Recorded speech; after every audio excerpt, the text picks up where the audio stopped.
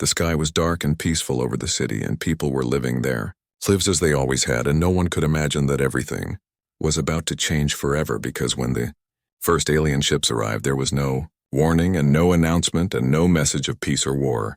They just appeared like giant shadows that covered the stars and blocked the moon and filled the night with fear. At first, people thought maybe it was some kind of miracle or maybe even some kind of new technology from Earth itself, but soon they realized the truth, because the ships were not from Earth and what they carried inside was not peaceful. The ships opened their massive doors and something fell out of them, and at first it looked like fireballs dropping. But when the fire cleared, people saw monsters like no one had ever seen before. They were huge with claws like swords and eyes that glowed with hunger, and their bodies were covered in dark armor like they were born for battle, and they landed in the middle of streets and fields and towns, and they roared so loud that glass cracked in windows and children screamed in fear. In New York, a young soldier named Ethan Carter was on patrol, and he could not believe his eyes when the first beast landed on the street near Times Square, and the shockwave from its landing knocked people off their feet, and cars flipped over, and panic broke out instantly as thousands of people ran in every direction. Ethan tried to calm the civilians, but he himself was shaking inside because he had never seen anything like this, and he had no idea how to fight it, but his training kept him moving, and he shouted for people to get to cover, and he fired at the beast, though his bullets bounced off its thick skin.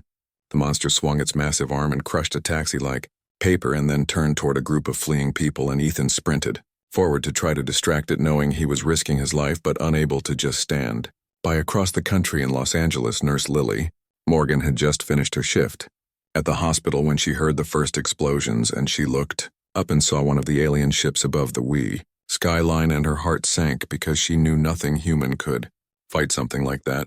Moments later, a beast crashed into the streets and began tearing through cars and buildings with terrifying speed, and Lily ran back into the hospital and found the emergency ward already overflowing with the wounded. She grabbed supplies and began helping whoever she could while the ground shook and the screams outside grew louder.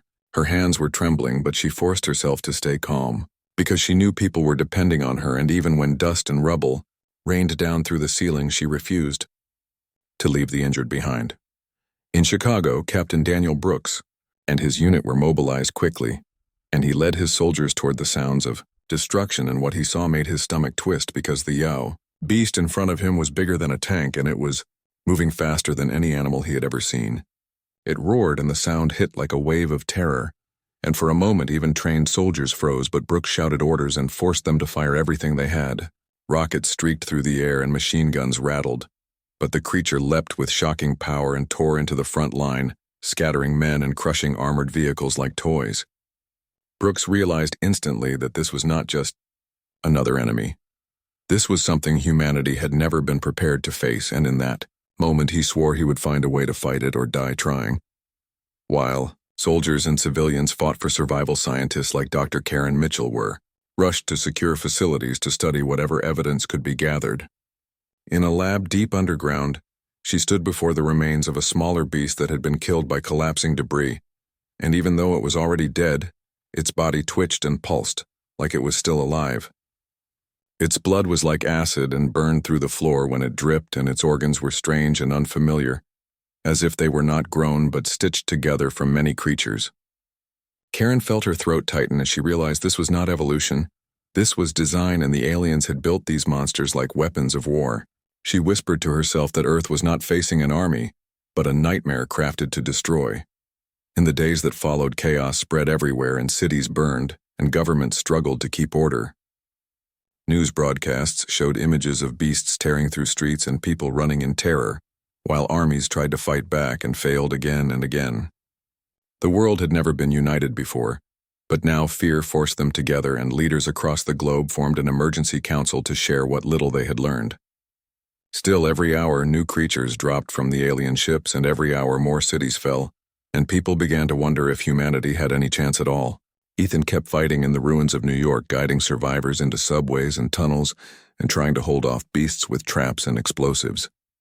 Lily turned basements and underground garages into makeshift hospitals, and she worked until her hands were raw and her body was covered in dust and blood. Brooks led mission after mission in Chicago, even when losses piled high, and he refused to let his men give up.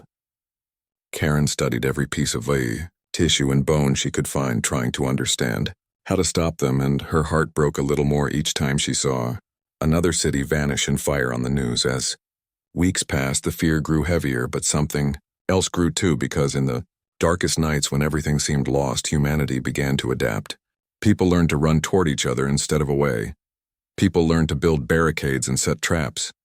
People learned that the beasts could bleed even if it took everything to make them hurt. Ethan became a symbol for survivors in New York as he risked his life to save children and families from collapsed buildings. Lily became known as the Angel of the Tunnels for her tireless care and her voice that gave courage to the broken. Brooks inspired soldiers to stand firm even when the ground shook beneath their feet. Karen began to uncover secrets about the monsters that might become weapons against them. The world was bleeding, but it was not finished. And even though the aliens had dropped their beasts like hunters releasing hounds into a forest, they did not yet understand what kind of prey they were facing. The world had changed forever, and every country was struggling to find a way to fight back against the monsters that had been dropped upon them, and every city was filled with smoke and screams and the sound of destruction that never seemed to end. Soldiers were deployed everywhere, and weapons of every kind were used against the beasts, but they were relentless and stronger than anything humanity had ever seen before. In New York, Ethan Carter moved with small groups of survivors through the shattered streets, and he was learning fast that the only way to stay alive was to be smarter than the monsters, because guns and bullets alone could not bring them down. He watched carefully and noticed that the beasts were powerful, but they were not perfect, because sometimes they made mistakes and sometimes they hesitated, and he used those moments to lead people into cover or set traps in the ruins. He found himself becoming less of a soldier and more of a leader of civilians who trusted him with their lives. In Los Angeles, Lily Morgan refused to stop working even when her hospital had been destroyed, because she knew the wounded needed her, and without her many would die. She moved her patients into underground parking lots and subway tunnels and set up beds made from scraps and sheets and whatever she could find.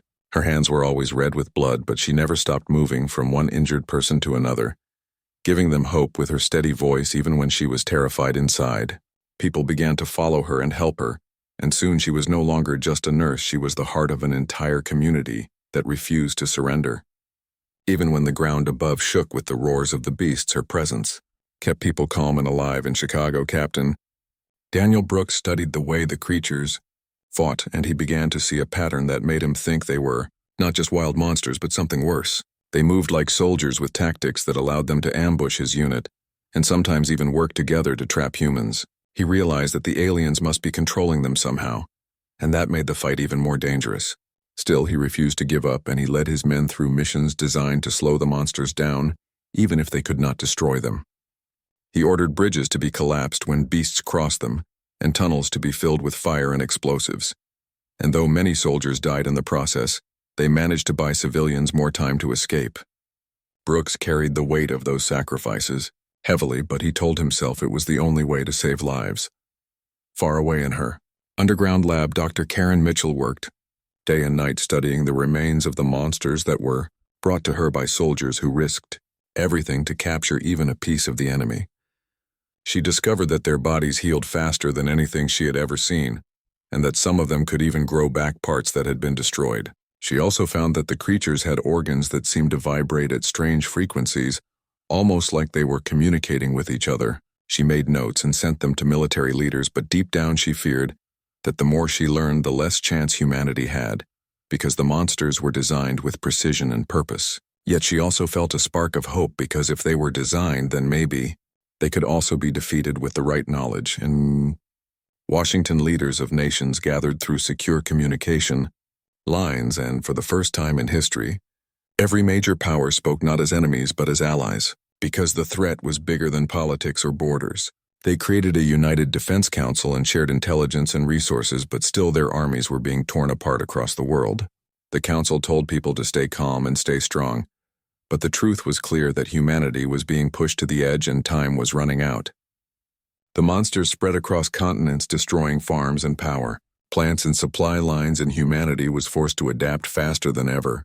Before Ethan Carter learned to use the city itself as a weapon, setting up traps in subway tunnels where he and his group of survivors would lure smaller beasts into tight spaces and crush them with collapsing walls. He taught people how to stay quiet and how to listen for the sounds of claws scraping against the pavement before the monsters attacked. Slowly his reputation grew, and more survivors joined him because they believed he could keep them alive. He never asked for this role, but he accepted it because he knew someone had to stand up when everything was falling apart. Lily Morgan's underground hospitals became known as safe havens, where people from all across the city tried to reach her, because word spread that she never abandoned anyone, no matter how bad their injuries were. She gave people courage and reminded them that they were still human and still worth saving. Captain Brooks led a daring mission where his unit lured one of the biggest beasts into the old industrial district of Chicago, and then collapsed an entire block of buildings on top of it. The cost was high, but for the first time they saw a creature die in front of them without running away, and the sight of its lifeless body gave his men hope that these things could be stopped. Brooks stood over the ruins with his men and told them that if one could fall, then all of them could fall, and his word spread among soldiers across the region. In her lab, Karen Mitchell discovered something that made her heart race because she realized the beasts were not just killing machines. They were also listening machines because their strange organs responded to sound in ways that could disrupt their movements. She shared her findings and suggested that sound could be the key to turning the tide. The world was still burning, but sparks of resistance began to grow. In the ashes of destroyed cities, humans learned to fight back not with brute force, but with cunning and determination. Ethan stood guard over the ruins of New York, guiding children and families into the safety of the tunnels. Lily walked tirelessly among the wounded, giving them strength even when she had none left. Brooks stared out over the city he was sworn to protect, and promised himself that no matter how many beasts came, he would not abandon his people. Karen wrote in her notes that fear was powerful, but human will was stronger, and she believed it might be the only thing that could save them. The aliens had dropped their beasts to crush humanity, but what they had awakened was something far more dangerous than they expected. The war with the beasts continued, and the world was drowning in fear, but slowly something inside humanity began to change, because people realized that running forever was not enough, and fighting blindly was not enough, and if they were to survive, they had to learn and adapt. Ethan Carter moved through the ruins of New York, like a guide and a protector leading survivors through broken streets and subway tunnels, and he was no longer just a soldier because now he was a leader of people who depended on him every day. He carried the weight of their hope on his shoulders, and though he was exhausted and scarred, he refused to give up. He had discovered that the beasts were not unstoppable because they had blind spots and weaknesses, and he taught survivors how to fight smarter. They used the city as a weapon, collapsing walls on the monsters and using sound to disorient them just long enough to escape or attack. Ethan never wanted to be a symbol, but his courage spread, and people began to whisper his name as someone who refused to be broken. Lily Morgan worked endlessly in the underground hospitals she had created in tunnels and basements because she knew that medicine and compassion were as important as weapons in this war. She treated burns from acid blood and wounds from claws and broken bones from collapsing buildings, and even when her own hands shook with exhaustion, she never stopped. She spoke softly to the frightened and reminded them they were not alone, and her kindness gave them strength to face another day. People called her the Angel of the Tunnels, and many risked everything to reach her shelters because they believed if they could get to Lily, they had a chance to live. She carried the pain of every life she could not save, but she also carried the pride of every life she did save, and that balance gave her the strength to continue even when hope seemed like a fading light. Captain Daniel Brooks grew harder and more determined with each battle because he knew his soldiers looked to him for direction. He studied the beasts with a careful eye and realized that even though they were strong, they were not invincible because their senses could be overwhelmed and their instincts could be turned against them. He began designing missions not to defeat the monsters head-on but to trap them and bleed them slowly. His unit collapsed bridges when beasts chased them across and filled tunnels with fire and sound to drive the creatures into dead ends. Every mission was dangerous and many soldiers did not return, but each small success was a lesson, and each lesson brought humanity closer to survival. Brooks buried his grief deep inside and showed only strength to his men because he knew that in this war courage was as important as bullets. Dr. Karen Mitchell uncovered truths that changed everything because she discovered that the beasts were not born in the wild but built in labs by alien hands. Their DNA was a mixture of many species woven together with precision, and their bodies were filled with unnatural organs that allowed them to heal and communicate. The more she studied them, the more she understood that they were weapons designed not just to kill, but to break the will of their enemies. Yet in that horror, she also found hope, because if they were designed, then they could be broken. She noticed that certain frequencies disrupted the creatures and made them stagger, and sometimes even fight each other. She began working with engineers to create devices that could broadcast those sounds on the battlefield, and though the devices were crude, they gave soldiers their first real chance to push back. Karen felt fear every day, but she also felt determination, because she knew knowledge was humanity's greatest weapon. Around the world, resistance movements grew in strength, because survivors began to share ideas and tactics, and slowly humanity was no longer just running but fighting. In Dallas, a group of fighters used high-pitched alarms to drive a beast into an abandoned stadium, where they buried it under tons of concrete. In London, soldiers lured smaller beasts into underground tunnels and trapped them with explosives. In Tokyo, survivors filled entire districts with sound devices that kept monsters from entering and gave people safe zones to rebuild. Each victory was small, but together they showed that the beasts could bleed and the aliens could be resisted. Hope spread like fire and gave courage to those who had once believed the world was already lost. Ethan Carter continued to lead raids in New York and taught his people to fight like hunters instead of prey. He used rooftops and alleys to his advantage and struck at the monsters when they least expected it. His group became more organized, and survivors from other parts of the city joined him because they believed in his leadership. Lily Morgan continued to work deep underground, and her hospitals grew into communities where people shared food and stories and found reasons to keep living even when the world above was on fire. Her voice was steady even when she cried in secret, because she knew people needed her strength more than her tears. Captain Brooks pushed his men to the limit in Chicago, but he also showed them that their sacrifices meant something, because each day they held the line, more civilians escaped. Karen Mitchell shared her research with the United Defense Council, and her discoveries about sound and beast communication became the foundation of new weapons. The aliens in orbit watched silently and did nothing as their beasts roamed Earth, but humanity sensed that their time to strike back was coming. The monsters were terrifying, but they were not gods, and the people of Earth were proving that they could learn faster and fight smarter. Cities still burned and millions were gone, but what remained was harder than before and more united than ever.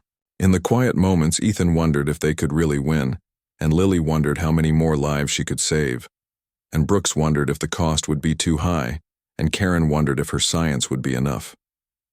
Yet in their hearts, none of them surrendered, because they knew the story of humanity had always been one of survival against impossible odds. The war was far from over, but something had changed, because humanity had begun to understand the beasts and had begun to fight not with fear but with strategy.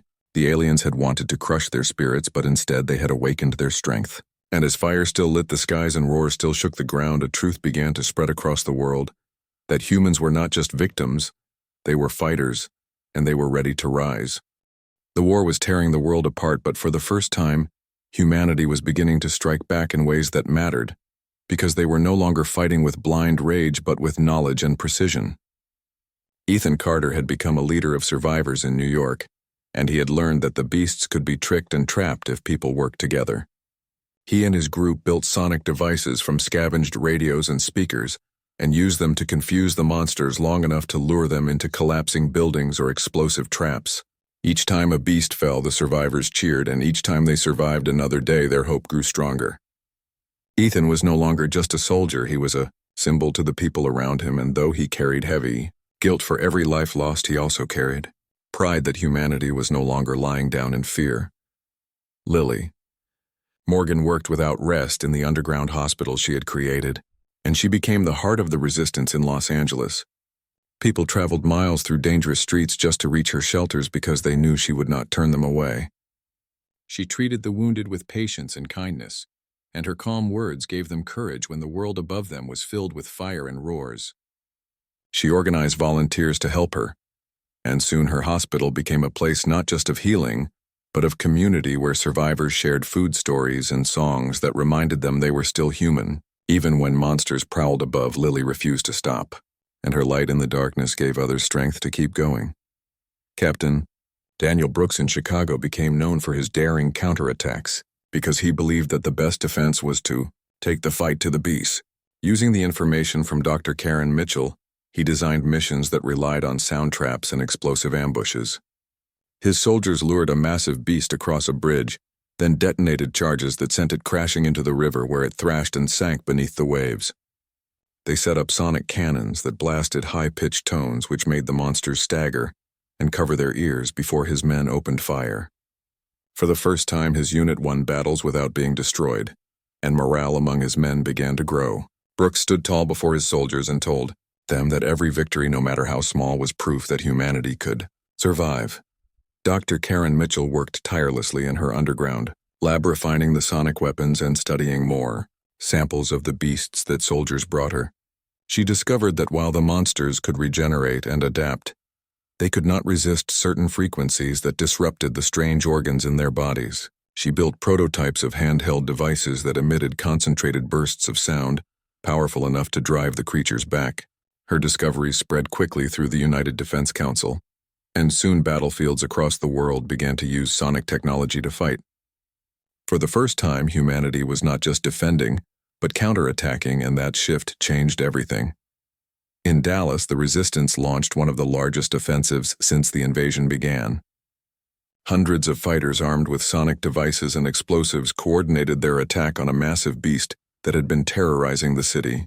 The battle raged for hours as the creature destroyed buildings and crushed vehicles, but the fighters refused to give in. Ethan Carter's group joined forces with local survivors, and together they lured the monster into a kill zone, where sonic blasts disoriented it, and explosives brought it down. When the beast finally collapsed in the middle of the ruined streets, a cheer erupted so loud it echoed across the city. For the first time since the sky had darkened, humanity felt the thrill of victory. Lily Morgan traveled with Dr. Karen Mitchell on supply runs, delivering medical kits and sonic prototypes to fighters on the front lines. It was dangerous work, but Lily insisted on going because she could not stay behind while others risked their lives. She patched up wounded fighters in the middle of battles and whispered words of courage to them while bombs shook the ground. Karen guided soldiers on how to use the new devices. And though she was not a fighter, her knowledge was as powerful as any weapon. Together they saw with their own eyes that humanity was no longer cowering but standing tall. The aliens in orbit must have been watching the change because humanity's defiance was spreading faster than fear. Survivors across the globe organized into networks sharing tactics and supplies. Cities that had been silent graveyards began to stir with resistance, and people who once only hid now fought back with cunning and courage. The beasts were still terrifying, but they were no longer invincible, and that realization gave humanity a strength the aliens had not expected.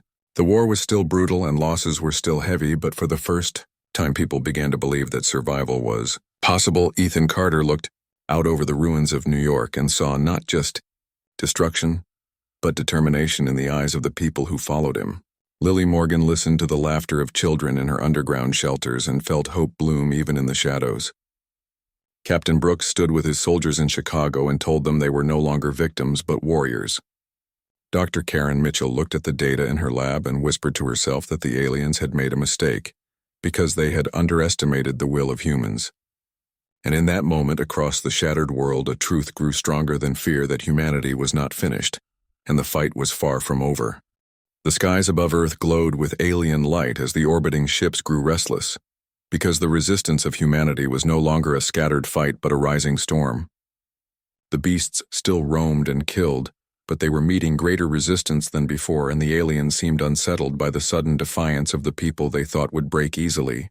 Ethan Carter stood on the roof of a ruined tower in New York and looked at the horizon, where fires burned, and yet, behind the smoke, he saw courage because survivors had begun to fight beside him, not as victims but as hunters. His group had grown into hundreds armed with sonic devices built from scraps and explosives, crafted from whatever they could find, and together they turned the city into a maze of traps. When the beasts charged, they were met with sound that shattered their senses and blasts that tore them down, and each victory fueled the spirit of the people. Ethan no longer wondered if they could resist, he wondered how far they could push back. Lily Morgan traveled further than she ever had before, moving between cities to spread medical supplies and to train others in how to create underground hospitals. Her name had become a legend whispered across broken radios and carried by survivors who said that if Lily came to your city, then hope had arrived. She treated wounded fighters with her steady hands and reminded them that pain meant they were still alive and still capable of fighting. She gave comfort to dying soldiers even as bombs shook the world above them, because she believed no one should face death alone.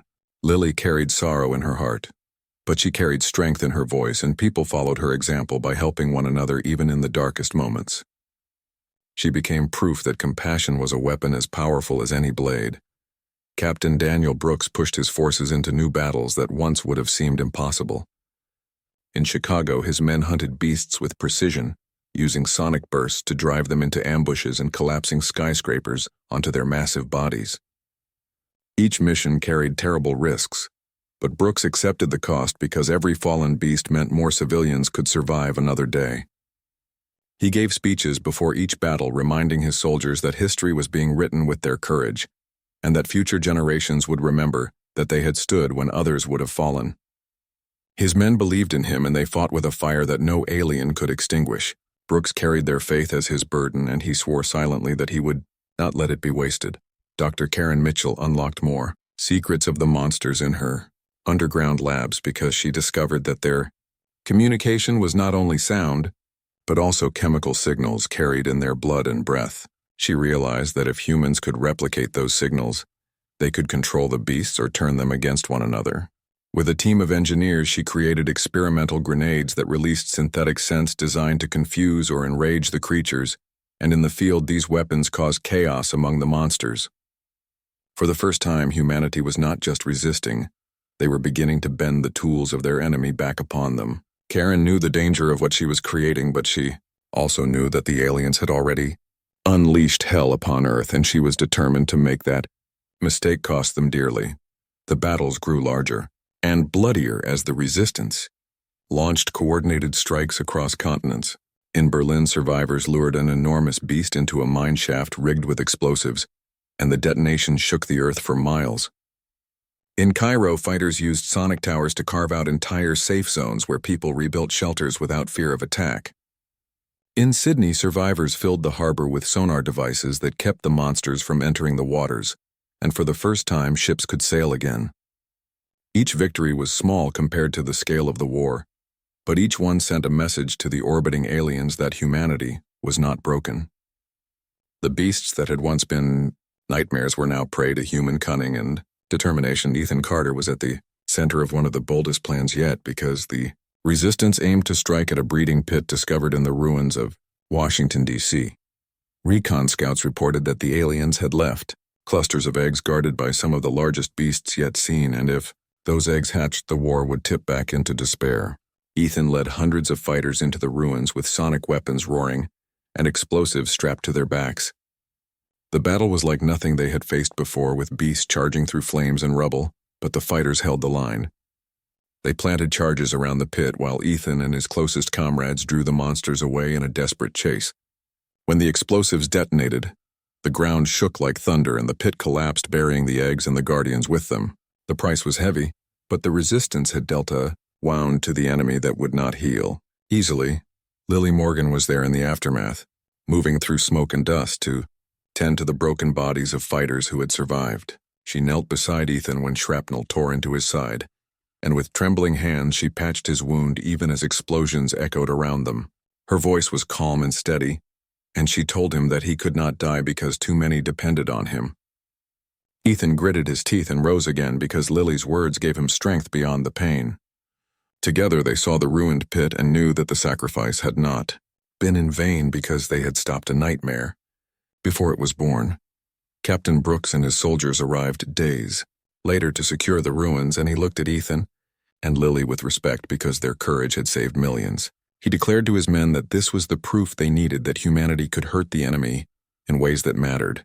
His soldiers raised their weapons in salute, and for the first time in the war, the sound was not fear, but triumph. Karen Mitchell studied the remains of the destroyed eggs and found traces of alien technology woven into the biology of the creatures, confirming that they were not natural at all but machines of flesh, crafted by alien science. Her discovery shook the resistance because it meant the aliens had designed every detail of the beasts and could design worse ones if left unchallenged. But it also meant they were not gods, they were engineers, and engineers could be defeated. As news of the Washington victory spread across the world, humanity rose even higher in spirit. Survivors built stronger shelters and fighters trained harder, and people began to believe that the orbiting ships would one day fall just like the beasts. Ethan stood on the ruins of the Capitol and looked at the sky with blood still on his hands, and he whispered that the fight was not over. It had only just begun. Lily beside him held his arm and promised that no matter how dark it became, they would keep moving forward. Brooks tightened his grip on his rifle and swore that he would not stop until every alien weapon was broken. Karen stared at the alien sky and vowed that her mind would be the tool that turned their war against them. The world was scarred, but it was alive, and its people were no longer prey. The war was changing, and humanity was ready for the final chapter. The world trembled under the shadow of the alien ships that still floated above the earth, but now humanity was no longer broken because, after the fall of the breeding pit in Washington, D.C., the resistance had grown into something larger than the aliens ever expected. Ethan Carter stood on a ridge of ruins with the wind carrying ash around him, and he watched as survivors moved like an army below him, building weapons and training side by side. He had become a leader not by choice but by necessity, and he knew the final battle was coming because the aliens would not ignore humanity's rise any longer. His body carried scars and his heart carried grief for those he had lost, but his eyes burned with determination. Ethan whispered to himself that this was the last stand and that he would not let the world fall while he still drew breath. Lily. Morgan moved among the survivors with her medical bag heavy on her shoulders and her steps never slowing. She treated fighters who trained until their bodies broke, and she comforted children who cried in the night when the sky shook with alien thunder. Her hands were worn and her spirit was tired, but she refused to stop because she knew that even in the last moments of a war, people needed compassion. She stood at Ethan's side when he faltered and reminded him that he was not alone, and her voice gave him strength when his own began to crack. People called her the heart of the resistance, and wherever she went, hope seemed to follow. Lily carried the pain of thousands, but she turned it into courage for millions. Captain Daniel Brooks sharpened his strategies as the aliens prepared to unleash their fury. He had studied the movements of the orbiting ships and realized that they were positioning themselves for something massive. He gathered his soldiers and told them that this would be the greatest battle of their lives, because the enemy would come down with everything they had left. Brooks showed them maps of cities already burning and spoke with a voice like steel, reminding them that history had chosen them for this moment. His soldiers raised their weapons with grim faces and swore to follow him to the end. Brooks felt the weight of their trust, but he did not flinch, because he knew the final battle would decide the future of Earth itself. Dr. Karen Mitchell made discoveries that shifted the balance of the war because she found a way to use the beast's own biology against the aliens. She built devices that released chemical signals which turned the monsters against one another, and she refined sonic weapons into cannons powerful enough to shatter even the largest of the creatures. Her mind burned with exhaustion, but her determination burned hotter because she believed knowledge was the blade that would cut through the darkness. She worked with engineers day and night until her hands bled from effort, and when she finally unveiled the new weapons to the council, she told them that humanity now held the power to not just survive but to strike back. For the first time, the resistance was ready not for defense but for attack. The aliens descended at last with fury because they unleashed waves of war beasts larger and more vicious than any that had come before. Cities shook as monsters poured from the skies, and the ships themselves began to fire burning holes into the earth. The world became a battlefield of fire and screams, but the resistance was ready. In New York, Ethan led his fighters through collapsing streets using sonic cannons to drive beasts into traps and explosives to bring down towers on their heads. In Chicago, Brooks commanded his soldiers to hold the line against endless waves, and his voice never wavered as he guided them through fire and blood. In Los Angeles, Lily's shelters overflowed with the wounded, but she moved from one to the next, refusing to rest as her hands saved life after life. In underground command centers, Karen directed the use of chemical devices that turned packs of monsters against each other, and for the first time humanity saw beasts tearing each other apart in chaos. The battle raged for days with no end in sight, and every city across the globe burned, but humanity did not break. Survivors who once cowered in shadows now fought with rifles and makeshift bombs. Children carried supplies to the front lines, and elders gave their strength to fortify shelters. The war had become the fight of every living soul, and the earth itself seemed to rise in defiance. Ethan Carter stood bloodied and exhausted on the roof of a shattered skyscraper as a beast roared at him, but he refused to run. He raised his weapon and with the help of his fighters, he brought the monster down in a storm of fire. His voice carried through the ruins as he shouted that humans were not prey, and his words echoed through radios and hearts alike.